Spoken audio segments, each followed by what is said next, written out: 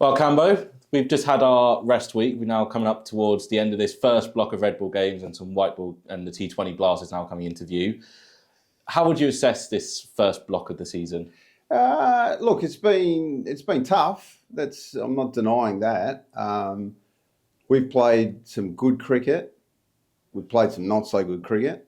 We've had, as well documented, just a run of injuries that, I just don't know how to describe it really, to the point where, we had to go to the loan market to literally have enough bodies to cover a team. So, that's been really, really frustrating. But I just think to myself, the week off came at the perfect time, playing 5 games in 5 weeks with quarter of a squad. It was probably the most we'll ever be tested. The break came at a good time. Where are we? Equals 6th or 7th or whatever. It's probably a fair reflection. The fact that we'll all look back and, everyone will talk about Warwickshire and should we declare and all this sort of stuff. And my answer will always be the same. Bloody oath, should have declared. We should have won that game. We had our opportunities to take 10 wickets and we didn't take that extra opportunity. So, you win that game and everything's different. And that's I'm not a guy that goes, oh, what if, if only. But, they're the facts. And so we go to the break probably where we deserve to be, with the knowledge that players will start to come back now with their fitness, coming back into that, also about playing our best cricket, which we haven't done yet. And so hopefully, where things are about to go on the up. Final touch on this injury saga, because we talked about that. Have you ever dealt with anything like that ever in your coaching career? No. So to give people indications of saying, before they all jump up and down and go, we've got to look at our S&C staff. What are they doing? This, that and the other. We're talking about injuries that, for instance, in Hampshire, Ben McKinney was left out with a sore back because he went to push the button in the lift with a bag on his shoulder and actually twisted the wrong way and hurt his back. Sam Connors is recovering from a side injury, hurt it again, sneezing. These are the things that you just can't believe are happening, but they continue to happen. So, look, I don't want to say we've had bad luck, but we have had some bad luck. Not had the run of the green. Yeah, no, we haven't quite had the run of the green. So, during those times, you can actually get down in the dumps. But, when you got a guy like Marcus North who looks at me with a big smile on his face and, rubbing his hands together saying, how are we problem solving today? This is going to be awesome. You kind of think to yourself, yeah, you know what, we'll work it out. We'll get through it. We understand. Winning in Worcester was important on a wicket that was dodgy at best. Drawing in Hampshire wasn't surprising considering the wicket that they prepared. Again, not trying to bang on about wickets, but, they're good results against, teams that can cause issues. So, the best is starting to come, and I think that's the exciting part for Durham. It feels like at some point so far, all of our batters have kind of stood up with one big individual score. We've had Emilio make his first century for the club. Ben scored that century against Warwickshire. Leesy scored a century against, was it Yorkshire here alongside Emilio. We had Clarkey score after not being in the team until literally half an hour before the game started. He scored a new career high down at Hampshire. What has stood out to you most about the batting group so far? What stood out is that we haven't clicked as a unit at the same time, which is really frustrating. You look back and Ackerman is the other one who made 200s in the game against Nottingham. The batters have all made runs, but not as a group. And that is the exciting part for me, because I can tell you they've been working and they're hitting the ball better than they ever have. And, we know we want to push the boundaries with the pace of play and how fast we go with the bat.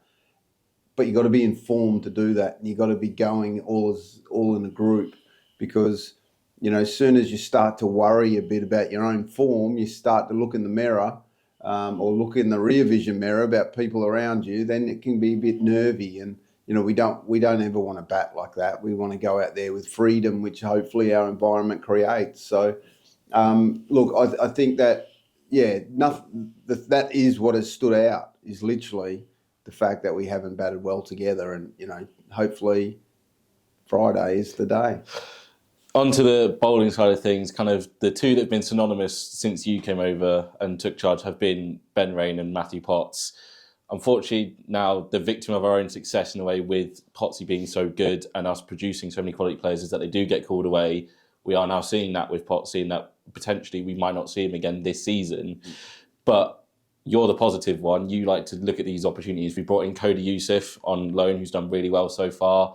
We've got James Minto and Daniel Hogg, who are in and around as well. How excited are you to see kind of those other bowlers have to step up to the plate and put themselves in a position to make Durham strong? Well, and it's all about opportunity, and it's about how we're going to find a bowling combination to take 20 wickets and to do it consistently.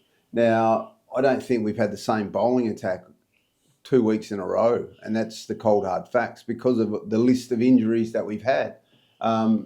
Like I say, to the point where we've had to go to the loan market as well to help us out. Cody Youssef, we were never supposed to have an extra bowling pro. It's just the fact that our batting pro got injured in Beddingham and, gave us that to give us some backup. So, look, it's been tough. I won't lie about that, and I won't deny the fact that, putting bowling group together every game, it's literally been last man standing stuff. We never wanted to put our youngsters under so much pressure to play 4-day cricket and be the main guy almost, which has been something that we've tried to stay away from, but they've all had to play, and now they've all got little niggles and stuff that young bowlers do to get. So, yeah, but that's been really frustrating, to be honest, as well. But at the end of the day, Ben Raine's done fantastically well. What we've seen is George Drizzle become our number one spinner, literally through his hard work. And, Cullen Parkinson's still a bloody good bowler, and will come back, and he bowled really well against Hampshire. But George became the number one. And, our whole thing about this club is about opportunity, like we talk about. So George is our guy, and he's going to have to, bowl a lot of overs and do the skill work, so to speak, of any good spinner has to be. Who goes with him? We had to rest Ben Raine last game because I think there was at one point the S&C staff literally were crying to me in the corner saying, please, he needs a rest. He's bowled more overs than any other bowler in the competition. We're going to break the unbreakable guy. So, yeah, of course, we had to give him a rest down at Hampshire. And again, don't get me wrong, after winning 2 days in Worcester, there was a bit of a thought of should we go again, but we just had to give the guy a rest. He carries a lot. So, he's had a good week and a half off. Hopefully he's refreshed and ready to go. And he'll lead our attack, as he always does. As for Matthew Potts, look, I love the fact that Pottsy gives his heart and soul to this club, and, he deserves his shot with England. That's the thing. I know I read a bit of social media and, don't go to England, play for us. His goal is to play for England. Everyone's goal when they start out is to play for their country. So we've prepared him, hopefully brilliantly, that when he gets into that English Test team or the white ball team, he's going to be there forever. That's the red ball side out of the way. We have got the T20 Blast coming up, so we'll switch focus to that. Currently, right now, we've got Beddingham, Cody Youssef, who's agreed a loan deal to stay for the Blast. We've got Zach Fawkes as well, and looks like we're going to have another overseas in Jimmy Neesham joining us. Let's talk about Zach first and foremost. What can Durham fans expect from him? Really exciting. Anyone who's only, I think he's 23, 24 years of age, if you're playing international cricket at that age, you're doing something very, very right. But add that another layer to it, to be playing for New Zealand, who, everyone thinks that New Zealand are one of the small guys, but their record of making semi-finals and finals in World Cups in every white ball format is absolutely phenomenal. So the fact that that kid is playing, he bowls all the tough overs in the power play and then at the death, and his batting is quite unique. He hits the ball in some really weird areas, which is what I'm looking forward to seeing. I'm really excited about Fulks coming. So excited about Jimmy Neesham coming. It's one that we've worked on for a while. I'll be honest here, David Bedingham probably won't play because of the World Test Championship. He's got Test cricket, which is his number one priority now. So he's going to miss a big chunk and then probably come back towards the back end of it. But, with Jimmy, you've got a guy who's done it everywhere. Hard hitting. He's going to take over the death hitting role as well as bowling all the tough overs. But the other thing for me is that what that guy does is suddenly add a lot of flexibility to our team. So we may see a different player at the top of the order. We may see an extra player or an extra bowler that we weren't even going to use before come into the team. So, I think the T20 Blast, obviously we started well last year in the fact that we made the quarterfinals, but we are far from satisfied. We want to make Durham a fortress. We want to make this home ground an absolute place where everyone wants to come and watch us play. And we're going to win everywhere else as well. And, hopefully we can have a quarterfinal here.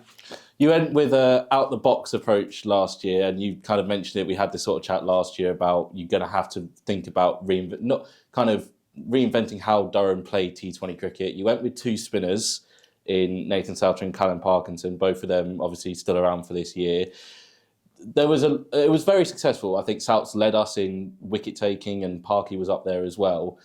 That has to give you a lot of confidence to go, if you want to go with that same tactic again, even though in sport you can never guarantee results 2 years in a row. Yeah, 100%. But, we changed our whole format because our formula wasn't working. That's the cold, hard facts. When I arrived at the club, we hadn't made finals day or even a quarterfinal since 2016 or something. So, you can't just keep doing the same thing all the time and expecting a different result. We'll have two spinners in those two. We saw Ashton Turner play for us last year and bowl some spin, but Colin Ackerman will be doing that. So, we've got at least 12 overs of spin of the 20 that we can go to, which is really exciting for us. But, the other things that I think people won't quite expect, but Ben McKinney won't bat in our top 2 or 3, but Ben McKinney might play T20 cricket for us. So you can work that one out for yourself. But, we used a guy like Michael Jones last year in a different spot. We do throw things around as long as the players are prepared for it, which we give them time and do that. I think Emilio Gay and Will Rhodes, for instance, who haven't played for their clubs very often in their former lives, man, I think they could be really good white ball players and add to our team. So, I can't wait for the T20 Blast to start and can't wait to see what 11 we come up with. For the younger guys, like if we go with James Minto and Daniel Hogg, for instance, who also haven't played a lot of white ball cricket, you mentioned last year there would be chances for those guys. Will that be the case if the opportunity provides itself? Will they get the opportunity to play some T20 cricket? Mate, I think you know me by now, Rob, that I love playing our youngsters. I'll give them a chance wherever we can. The other one who is absolutely bowling rockets at the moment is Lukey Robinson, who has played a game for us before. Lukey is getting set for that blast to be a real impact sort of bowler for us. We also hope that he's going to play red ball as well, but it's just because of his history with injury so far. You got to look after him. We do have to look after him. So, the guys start their T20s in the second start. They're playing a game against Leeds University, but then there's a pretty good setup for them to play a lot of games of cricket before our blast starts. So, all those players, Hayden Mustard, who's had a horrible run of injuries, he's had a hamstring injury, hasn't played a game yet in anything. He needs to put his name forward as one of those finishing batter types. So, the youngsters will be given opportunities, don't worry about that, but they have to be ready to go. and we're not just going to throw them in for the sake of it. But, I would have thought that, it's going to be an exciting team to watch. The top order for the Blast, I don't want you to give away what we're going to be, but Leesy's the captain and him and Clarkey have opened the last couple of years, but we added Emilio. Ben, you've just said won't bat in that top 2 or 3. Just take me a little bit behind the scenes in terms of is it power hitting? Is it how they deal with the power play? Is it like left-hand combos? Is it a mix of all of them? How do you go about when you and Marcus and the other coaches are thinking about matchups, which is a key term in T20s now? How do you go about, looking at what your top 3 and top 4 is going to be? We've got Ollie Robinson in there as well. Yeah, Ollie is another one that everyone should be talking about. Basically, you've got to maximise those 6 overs. But we've also got a formula here that if you keep wickets in hand, your back end you can score heavily as well. So we're actually trying to load up with our hitting strength. And, you've named it, Neesham's here now, Folks is here. If it's a McKinney or someone like that, we're all going to be loaded up. So, you can't just decide, we're going to go helter-skelter in the power play, but then be 4 for nothing. One of the only real standout stats in T20 cricket, and the one that everyone should be aware of, is if you lose 3 wickets in the power play, you lose literally, it's about 80% of the games. So there is a bit of, yes, of course we want to score fast, but there has to be a bit of common sense about it. So you got to get the right people at the right time, and all our players naturally score fast. That's the thing. So I think I'm going to put this in the most diplomatic way. It's going to be an adventure, those first 6 overs, because it should be some good fun watching. But the one guy that stands out to me, and people may think I am getting old and senile and stupid, but Alex Lees is the guy that everyone should watch this year, because I've watched that guy, who I know is an unbelievable player in any form of the game. But when Alex puts his mind to something, he becomes extremely dangerous. And I've watched him really, literally generate most of his time and energy in the off season, and even now during the red ball season, into his white ball game, because he wants to be more dynamic and he wants to get us off to better starts and take some pressure off Graham Clark, who's generally our guy who does all the scoring. But I'm just telling you now, keep an eye out for Alex Lees. If you want anyone in a fantasy team, get that boy in there, because he is going to go big. The other aspect of the T20 Blast this year, as we wrap up our preview, is that we've got double headers this year with obviously the women's team. They'll be playing first before us. I think the first double header is the Lancashire game on the 1st of June.